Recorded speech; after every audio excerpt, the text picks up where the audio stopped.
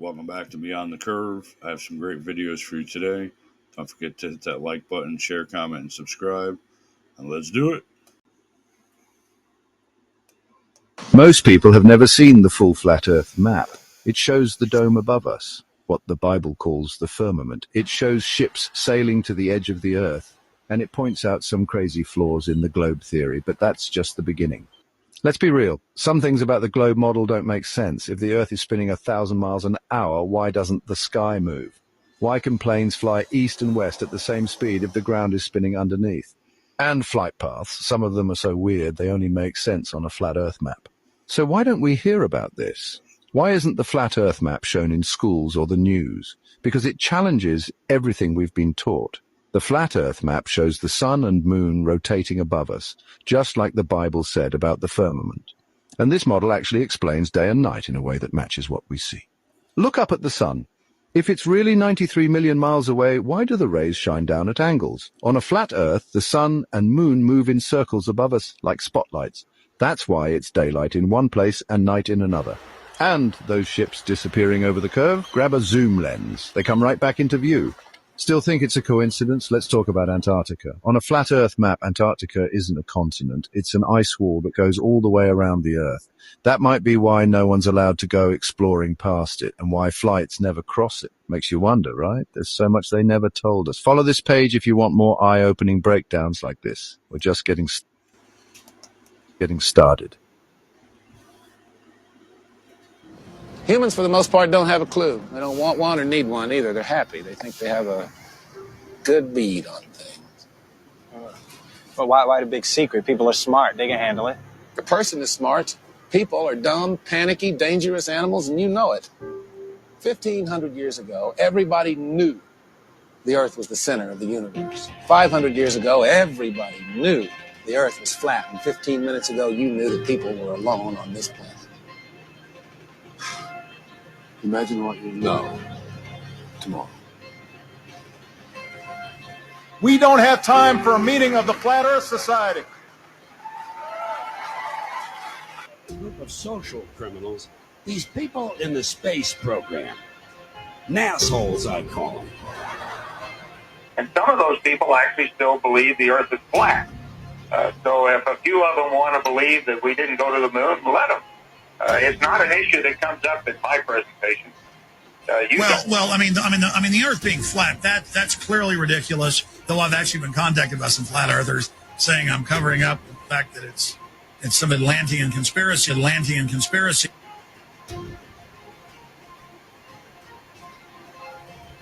NASA. As you can see, we got a nice red serpent tongue coming through there. NASA. And there's the UN flag. Also the symbol of the flat Earth. Oh, of course, if I say flat Earth, then you gotta be an idiot. Right? That's what they told you, right? It's a ball. There's no Antarctica in this. It's cold out here. Yeah, it is. It's like the South Pole. It's like the deep South Pole, if there was one. There isn't, though. The Peters projection. It has fidelity of axis. Fidelity of position. East-west lines are parallel and intersect north-south axes at right angles. What the hell is that? It's where you've been living this whole time. We, the legislature, recognize that there is a debate about whether the Earth is round or flat. No. And let's encourage critical thinking by saying there should be a legitimate debate between whether the Earth is round or flat. Because after all, any idiot can walk outside and see that it's flat. This is very important, what we're fighting for. Because I'm tired, I'm really tired of the manipulation. They do not tell the truth, they're lying. So you get to read our history books. The history books are not true, it's a lie. The history books are lying. You need to know that. You must know that. Leroy Santa Claus kicks and deals. It's a long fly ball going back. And the ball shatters the sky, bringing the ocean itself down into the stadium. Oh, Simpson just broke this dream's reality wide open. There's some comedians making jokes tonight, but I want to talk about the joke that's on you.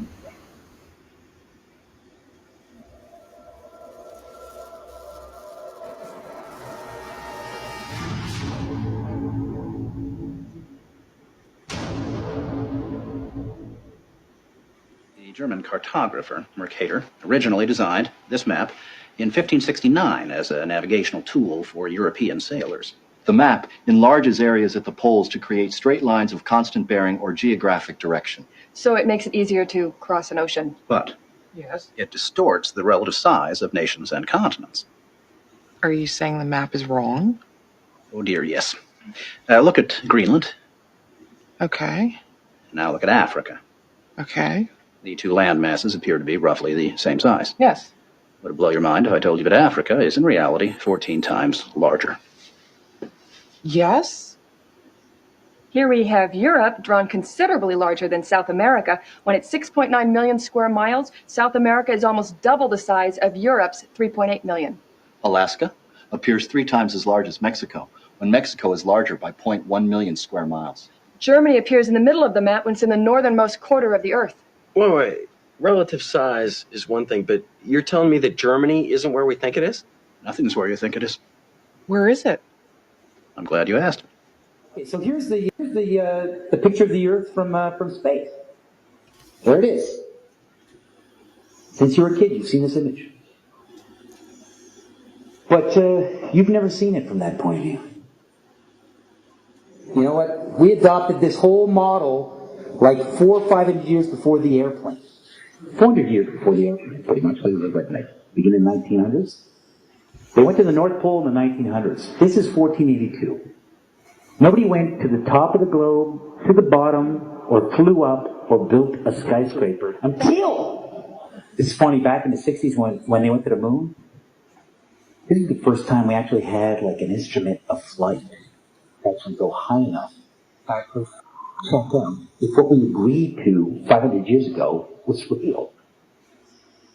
So if they were wrong after 500 years, the question is, would they tell you? 1969. First lunar mission to the moon. You know, the first lunar mission to the moon wasn't so much about going to the moon. It was about having an event so you can go high enough to take a picture after 500 years to prove it was a ball.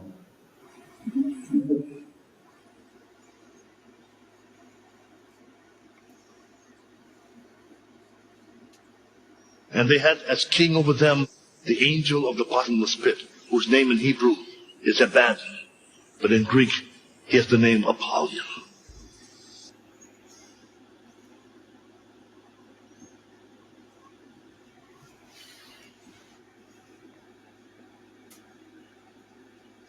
Mr. Armstrong, Bart Sibrel, ABC Digital. Wanted to give you the opportunity to swear on the Bible that you walked on the moon. The two most watched televised events in history, the moon landing and the towers falling.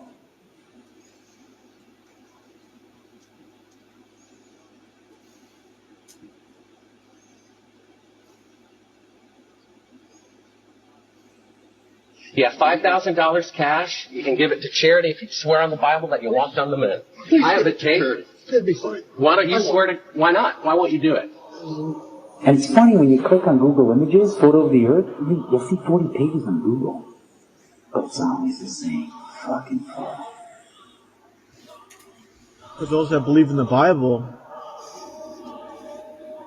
does mention the edges of the earth, the four corners of the earth, and how Satan brought Jesus Christ to the top of the mountain and showed him all kingdoms of the world. How can Satan show Jesus all kingdoms of the world if the world is round? How can there be edges of the world if the world's a sphere? The Bible also mentions how the earth is immovable and is set on pillars. So for the believers that still believe in the ball earth, the round earth, got to reconsider. According to science and the satanic system, the earth is supposedly tilted at a 23.4 degree angle off vertical. And that leaves you at 66.6 degrees off horizontal. Now, what are the chances of that?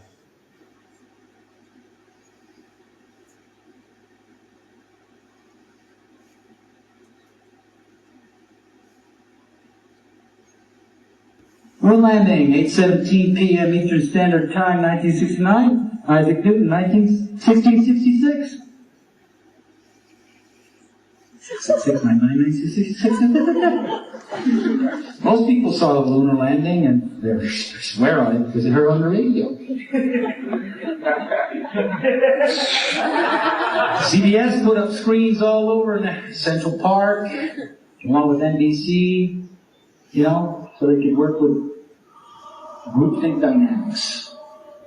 Reality is reinforced by group dynamics. The zero-G illusion also, that you see astronauts, they look like they're floating or flying in space. It's achieved through 3 different ways. One way is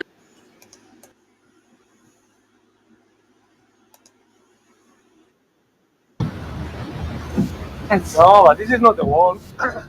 Bro, that's the wall. It's there. Look at that. The wall, right? It's there. Woo-hoo-hoo. That's the wall right there. Finally, we're here. Wow. Qué loca esta. But it's quite high, yeah? Yeah, it's way bigger than I thought. Quite high. Quite high. So, like today, we just looked. I'm going to skip ahead a little bit for us. From close with the small boats. There's about 160 k's of cliff, so we'll keep looking. I'm sure we'll find something good. Oh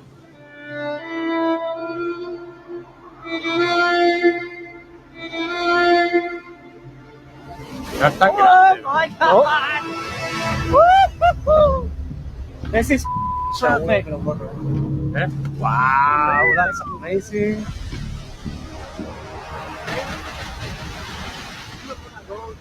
So I really think we might just have found the most beautiful waterfall I've ever seen. And now the main thing is just getting up there. We found this other place where the ice wall is way lower. It's a good access point, way easier than up there where the waterfalls are. The ice wall is much larger here, probably about 20 meters, so we can't get any closer. We are going to have to walk almost 10 k's across the ice. Our guides have come up with a pretty smart plan to get up to the ice, but now we need to check with our Captain Benny and see if he's okay with that. Skip ahead a little further. Fingers crossed. This was nice.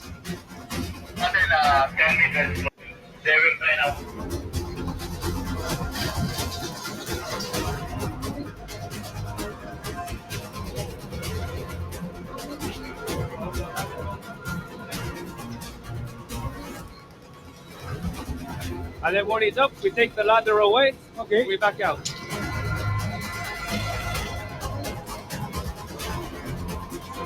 Now you can show this video to anybody that says, "What ice walls?" This plane behind me, in and of itself, proves that the Earth is flat. Well, this is a Lockheed SR-71 Blackbird. Its top speed is 2,200 miles per hour. Also, the SR-71 can fly at altitudes above 80,000 feet. If the Lockheed can fly over 2,000 miles per hour, how much curvature should it account for to stay at the same altitude? Again, to make sure we're all on the same page, its top speed is 2,200 miles per hour. Let's just say there's 2,200 miles between point A and point B. That means that there would be 570 miles of curvature drop between the 2 points of reference. That means the Lockheed would be dipping down 9.5 miles per minute, or 836 feet per second. I don't think y'all caught that. 836 feet per second. Yeah, right. But let's just see what NASA has to think about planes flying over the Earth.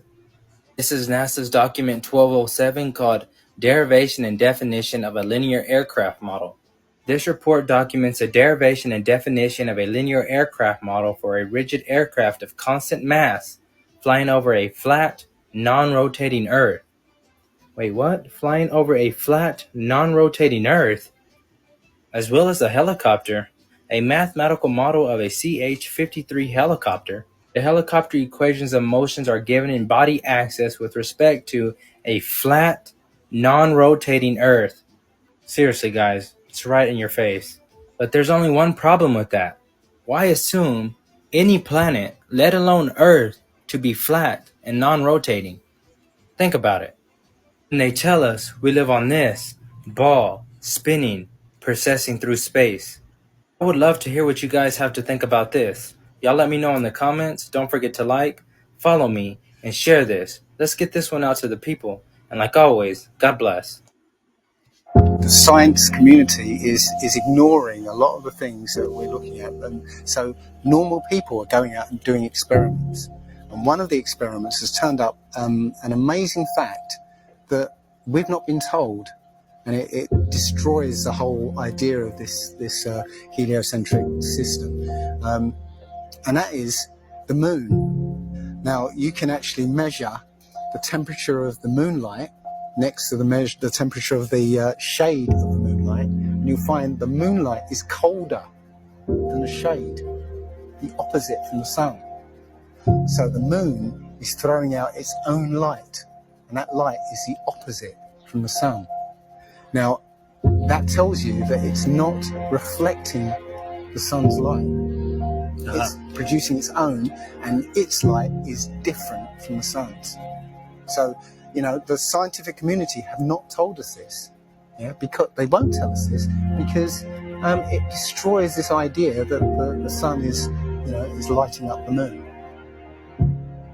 Everyone knows, like, if you're in sunlight, it's colder in the shade, right? So if it's 100 degrees in the sun, it's 90 degrees in shade. You go to the moonlight, like, especially in a full moon, especially if it's high in the sky, the moon is its own independent object. It is not reflecting the sun rays. The sun is its own object. Also, you know, about the same size, which is, you know, again, coincidentally, you know, why the moon fits so perfectly in front of the sun during an eclipse. We always thought it was a coincidence that even though it was 400 times farther away, that it was also exactly 400 times less diameter, which is why it fits. And the other weird thing about the moon, which everyone thinks, oh, it's just a coincidence, is that we never see the other side of it. It's constantly perfectly rotating, so we only see one side of the moon. Exactly one side. It's not like we have like a quarter of a degree every 5 years or half a degree here and there. It's always the same side. There are no coincidences when it comes to this system. It was deliberately built, but I think it was deliberately built to be detected.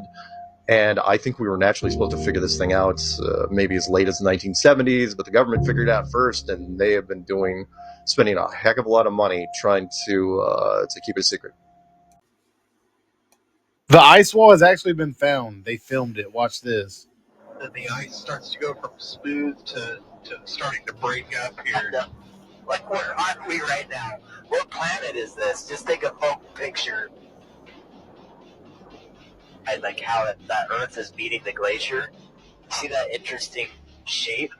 Oh wow, yeah. Just mesmerized. I've never seen terrain like this. It's so insane, isn't it? Because this is right at the edge of it. Pools of water. Full ice. Like cold. I don't even know what Not like nothing you've ever seen. Nothing like nothing. It blows away anything we've seen so far. Oh man, the ice below us is that's like the Grand Canyon of ice. Yep. Just like blown away looking up at the walls and the peaks next to us.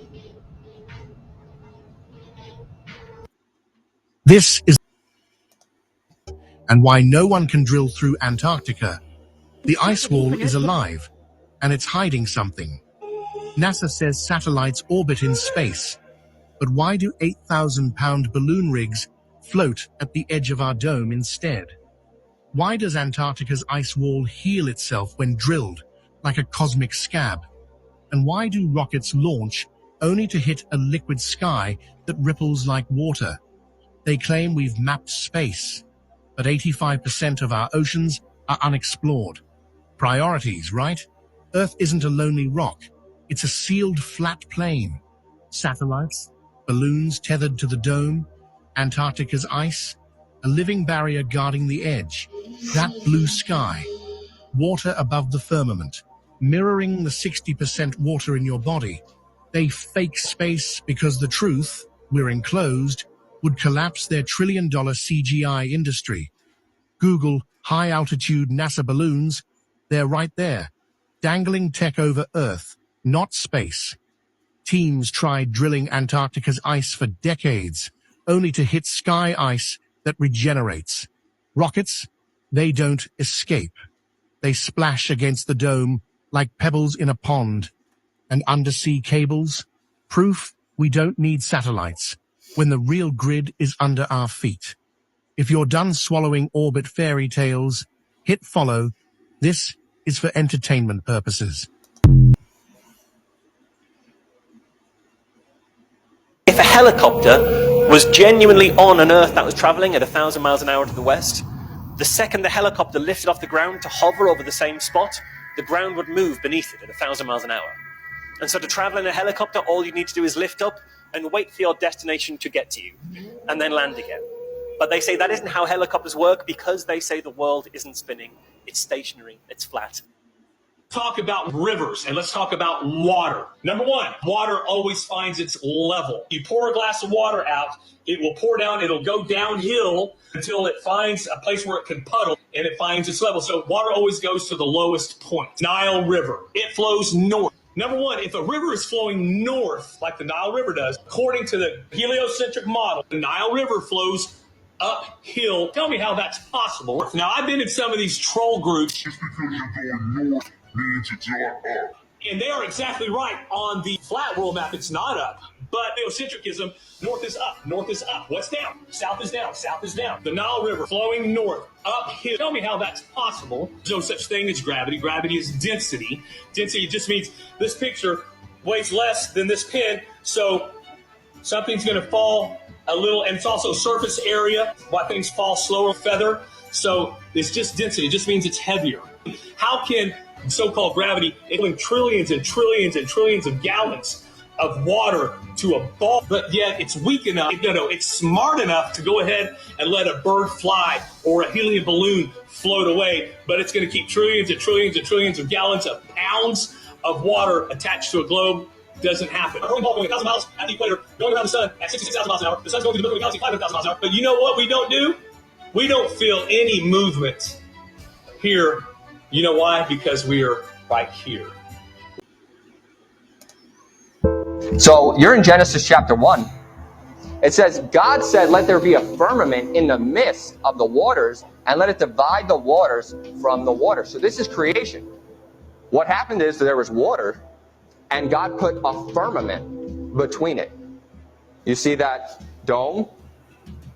I'm going to explain to you what that is through Scripture. That is the firmament. And everything is within the firmament, not out in the universe. Let me prove that to you. And it said in verse 7, and God made the firmament and divided the waters which were under the firmament from the waters which were above the firmament. So you see that there's waters which we have under the firmament, sea, land, that's under the firmament. Then there's waters also above. Keep that in mind. Above this firmament. What does firmament mean? Well, firmament, the first word firma, actually just means solid, and ment is just the end of a noun.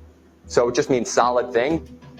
If you look in Ezekiel chapter 10, in verse 1, it says, then I looked, and behold, in the firmament that was above the head of the cherubims, there appeared over them, as it were, a sapphire stone, as the appearance of the likeness of a throne. So above the cherubims is God's throne. And there's a firmament above them. And It says, as it were, a sapphire stone, the appearance and the likeness of a throne. I believe that to be describing the throne itself, not the firmament.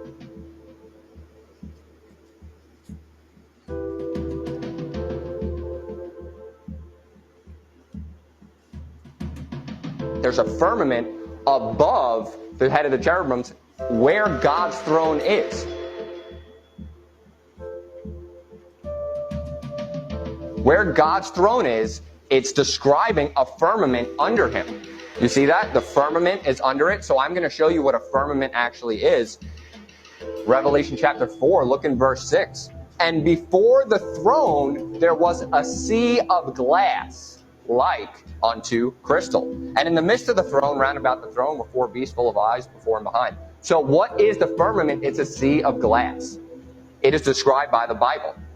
The word itself actually does mean solid thing, but according to God's word, it's a sea of glass. And that actually makes sense when you look at Genesis chapter 1. You need something that is hard to divide water from water.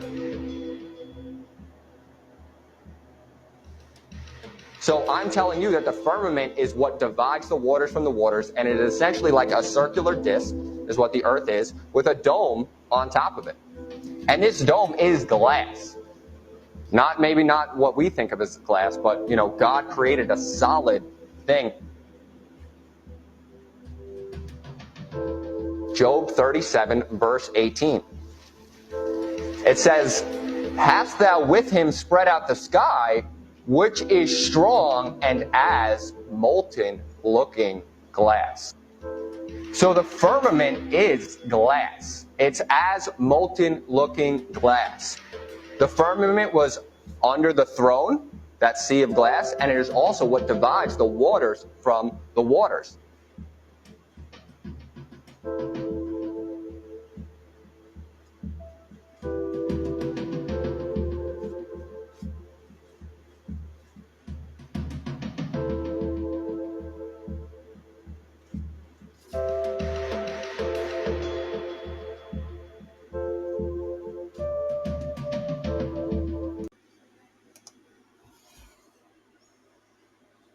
Ever wonder why the sun and moon are always playing copycat in the sky? Like seriously, why do they look the same size, move the same way, and always seem like they're on some secret synchronized mission above us? Mainstream science says it's just a wild coincidence. One's 400 times bigger and 400 times farther, but come on. Really? Let's break this down. They say the sun is this blazing ball of gas chilling 93 million miles away, and the moon? Tiny rock just 238,000 miles out. Yet somehow, from Earth, they magically look the same size. That's like saying a basketball and a coin can look identical if you just stand at the perfect distance. What are the odds of that happening naturally? 1 in infinity. But here's where it gets weirder. The sun and moon don't just look the same size. They travel the same path, rise and set at similar speeds, and stay perfectly aligned during eclipses. You ever seen a total eclipse? That's not a random freak show. That's precision. Too much precision. Now let's talk perspective. Ever tried covering a light bulb with your fingertip? Step back and it doesn't work anymore. So how is the moon, which is supposedly 400 times smaller, able to perfectly block the sun from Earth? That doesn't line up. Not mathematically, not logically. And here's a twist. Why do we always see the same side of the moon? If it's spinning like they say, shouldn't we get a peek at the back at least once? Maybe the moon isn't just a dusty rock. Maybe it's something else entirely. A projection, a lens, a design. Something doesn't add up. And once you see it, you can't unsee it. Still think it's all just coincidence? Or are we standing under a sky that's been lying to us all along? Want more mind-bending breakdowns like this? And dive deeper down the rabbit hole. This is for entertainment purposes. No one has ever been to space. Space is not real. There is a theory that claims that we are not able to go to space because we live in a dome. There is a transparent barrier stopping us from leaving our enclosed world. Flurfers, or flat earthers, say that there is no open space or vacuum, and that above this dome is in fact more water. Many believe this as Psalms 19, 1 in the Bible, describe a firmament that separates us from the waters above. Although many Christians debate this by suggesting that it has been misinterpreted, in 1962, the U.S. government detonated nuclear bombs in the sky, and they claimed that this was to test the atmosphere's reaction to them. Although it sounds fucking crazy, some theories state that this is not the case, and that it was actually the government attempting to see if they could break through this dome or invisible barrier. What makes this kind of believable is that they named this Operation Fishbowl. The question is, if they really were trying to hide this from us, why? If you think flat Earth is real, and when they couldn't break it, they kept bombing it so they could map it. It's ridiculous. Consider this. A sextant is a navigation tool to measure angles between the horizon and celestial bodies, allowing sailors to find their exact location at sea. The trigonometry required for a sextant only works because the 3 points it measures create flat planes to each other. No adjustments for curvature, ever. If the Earth were a globe, the math wouldn't work. But it does, and the sextant has been used for centuries. Meanwhile, surveyors use laser levels over miles with zero curve correction. Train tracks run level for miles. Airplanes fly at flight levels, not arcs. Pilots calculate distances over a flat plane, and there are places where you can see too far, where the Earth's supposed curvature should hide distant objects below the horizon. And let's be real, everyone knows the moon landing was fake. With a lie that big, NASA has no credibility, so why trust their story? Everything we build assumes a flat Earth, so what's past the ice wall? The Earth is flat, and on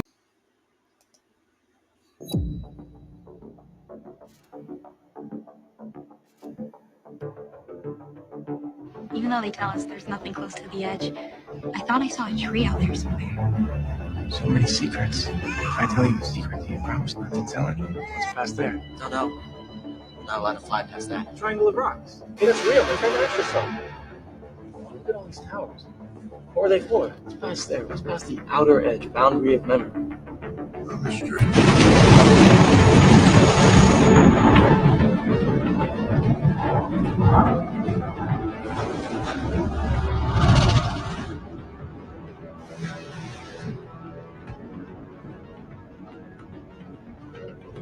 wish I had been there when the memories returned.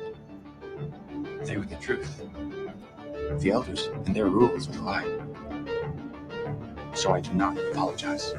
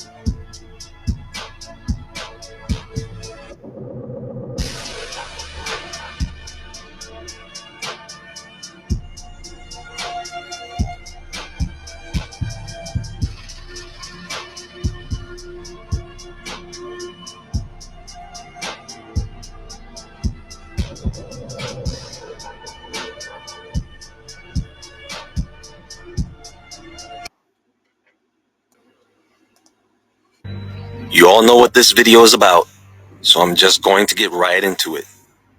But before we take this trip down south, I want to talk about this word that is being used time and time again to refer to what some suspect is a solid dome that encapsulates the earth. And that is the word firmament. It comes from the Latin word firmamentum, from the words firmus or firmo, meaning sky or heavens or region of air. Now in modern English, firmament can be broken down into two words, firm and permanent. And the English definition also uses the words sky or heavens or sphere. So why on earth would a person insist on using this word to describe a solid dome? Well, because the word firmament is used in several translations of the Bible, and they think that is what it means. So, I'm going to explain this, because it is also suspected that the edges of this dome rest on the earth, on the continent we all know as Antarctica. So, ladies and gentlemen, Are you ready? Folks, you all know what this video is. Well, those are all the videos I had for you today. I hope you enjoyed them. Remember, there's a firmament above your head. God put it there. The earth is not what they tell us it is. There's more land beyond the ice. And that's all I have. So please hit that like button, share, comment, and subscribe. And I'll catch you on the next one.